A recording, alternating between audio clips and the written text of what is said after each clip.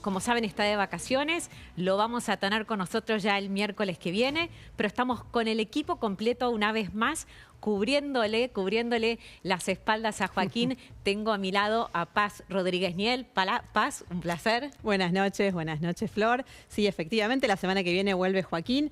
Hoy vamos a estar hablando de lo que pasó hoy en el Congreso. Básicamente fue una jornada que tuvo de todo. Todavía sigue reunido el Congreso y nosotros tenemos a Carla Ricciotti allá en el móvil, así que eso nos va a permitir tener de primera mano lo que está pasando ahora.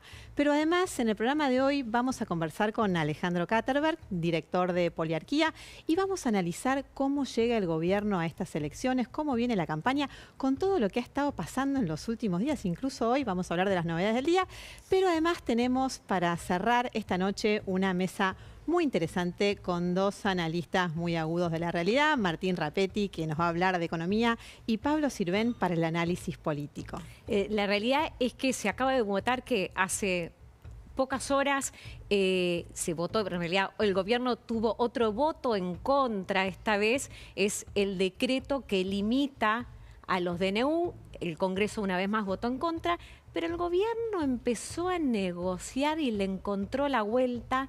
Aparentemente habría vuelto la figura de Santiago Caputo en el vínculo con el Congreso y en la negociación política, y logró que uno de los artículos no lograra votarse por mayoría, con lo cual esta ley vuelve al Senado y le da tiempo al Congreso, le da tiempo al gobierno para seguir negociando. Le da algo de oxígeno al gobierno, esta vez el Congreso. Sí, en un momento muy complicado donde los tiempos son todo, ¿no? Pensemos que falta muy poco para las elecciones. Lo que se discute, lo que se discutió hoy en el Congreso y todavía quedó abierto porque esto vuelve al Senado, es si se reforma una ley que fue aprobada durante el kirchnerismo y que buscaba facilitar el gobierno por decreto. En aquel momento era para el kirchnerismo.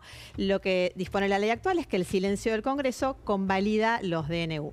El proyecto que está en debate en este momento, que ahora, como decimos, vuelve al Senado, dice en cambio que si no son aprobados por las dos cámaras en 90 días, los DNUs que dicta el presidente caen. Es algo que paradójicamente reclamó mucho el antikirchnerismo en su momento como una reforma en defensa de la división de poderes. El tema es que nadie quiere que esto se apruebe cuando le toca gobernar. Y es razonable que este gobierno diga por qué ahora, más considerando que es un gobierno débil en el Congreso, que tiene muy pocos legisladores, mucho menos que los que han tenido los gobiernos anteriores. Hoy una columna en La Nación del constitucionalista Sebastián Guidi dice, él defiende que se apruebe esta reforma y dice algo que me pareció muy interesante. Él dice que sostener lo contrario, que no hay que aprobarlo ahora, implica aplicar la famosa frase, la oración esta de San Agustín que dice: Señor, hazme casto, pero todavía no. Esto es sin importante, duda, perdón, ¿no? Sin duda hubiera sido, si salía en este momento, el peor timing para el gobierno, ¿no? Evidentemente, porque el gobierno perdió 25 de las 26 votaciones que hubo últimas en el Congreso. Ahora bien, es interesante que haya logrado hoy esta suerte de bandera blanca de una manera muy indirecta, porque si bien perdió la votación general, logró, vía esta endija, vía este artículo que no terminó de aprobarse, que no se aprobó en realidad, que el proyecto vuelva al Senado. ¿Significa esto que la oposición frena su embestida con el gobierno? No.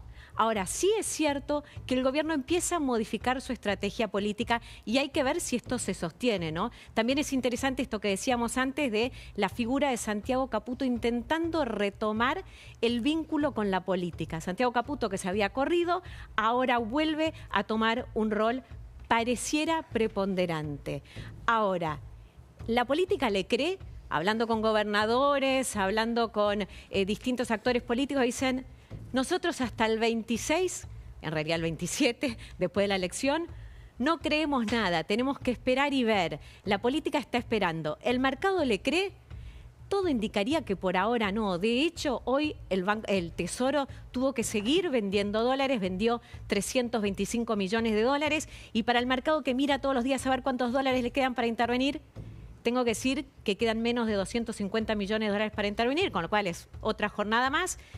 ¿Se puede sortear esto? Sí, es posible que el Tesoro busque comprarle dólares al Banco Central con pesos en los próximos días. Y diría una buena noticia, todo indicaría que el acuerdo con Estados Unidos para esta asistencia está cerrado. Ahora, el gobierno claramente parte de una base de credibilidad, como decíamos, baja con la política, y me pregunto si no está muy baja también con el electorado. Eso lo vamos a hablar con Katterberg, pero Paz probablemente te tengo al lado, vamos a aprovechar que la tenemos a Paz.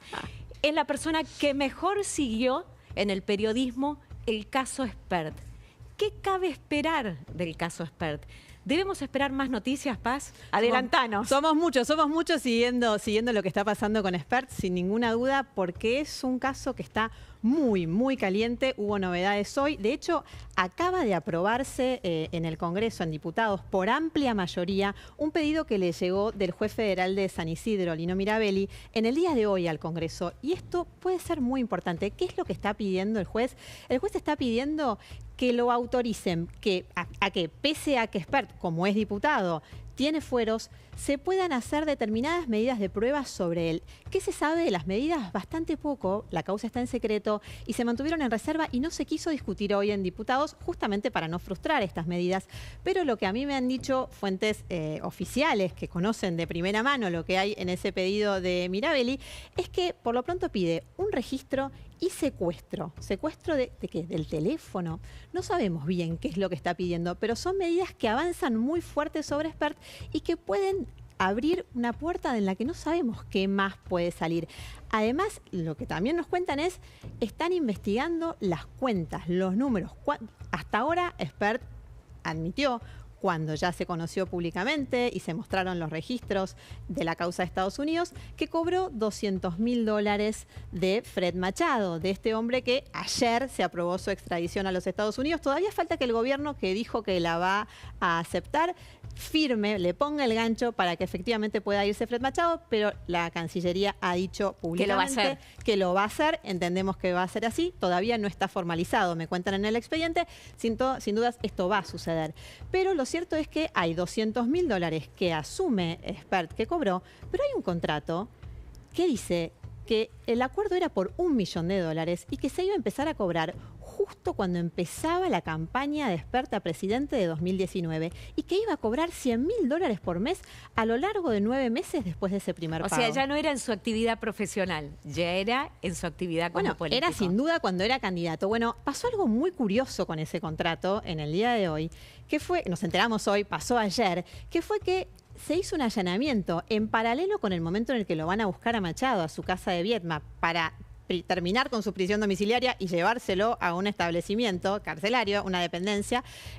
Lo que pasó es que se hizo un allanamiento por orden del mismo juez que está pidiendo estas medidas sobre Spert. El allanamiento en esta casa de Machado, lo que encontró es en un tacho de basura, medio quemado y todo roto, una copia de este contrato.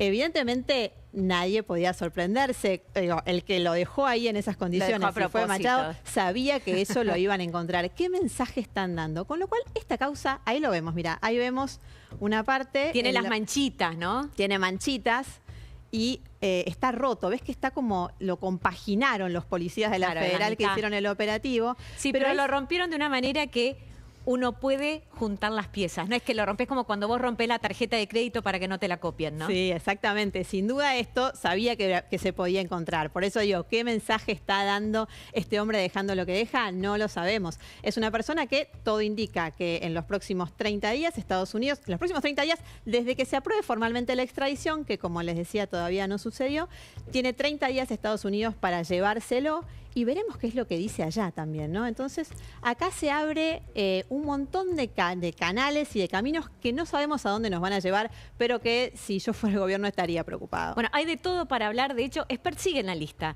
Vamos a preguntarle a Alejandro Katterberg también cómo va a impactar eso en el votante. Pero si les parece...